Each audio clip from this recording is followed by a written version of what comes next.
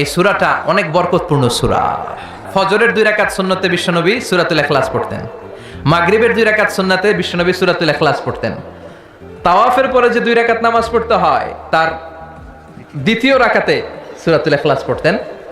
আর ভিতরের সালাত, তাহলে বিষ্ণু ইসা ইসলাম ভিতরের সালাতের শেষ রাকাতে পড়তেন। বিশ্বনবী এই সূরাটাকে বলেছেন সুলুসুল কোরআন। এই সূরা একবার পড়লে 10 পারার সওয়াব আমলনামায় দিবে কে? 2 বার পড়লে 20 পারার সওয়াব দিবে কে? 3 বার তেলাওয়াত করলে পুরো কোরআন খতমের সওয়াব দিবে কে? সুলুসুল কোরআন দিয়ে যেটা বোঝানো হয়েছে সেটা হচ্ছে পুরো কোরআনের 30 পারার কথাগুলোকে যদি সংক্ষিপ্ত করা হয় তাহলে 3টা কথা দাঁড়ায়। তখন 3টা কথা বলতে হবে। 1 নাম্বার হচ্ছে তাওহীদ, 2 নাম্বার হচ্ছে রিসালাত, 3 নাম্বার হচ্ছে আখিরাত। তাওহীদের কথা আল্লাহ বলেছে, রিসালাতের কথা বলেছে, পরজগতের কথা, আখিরাতের কথা বলেছে। তো যেহেতু এই সূরাটা তাওহীদের ব্যাপারে আলোচনা করেছে, তার মানে কোরআনের 3 ভাগের 1 ভাগ এই সূরার ভেতরে আছে না নাই? কথা কি বুঝতে পেরেছেন?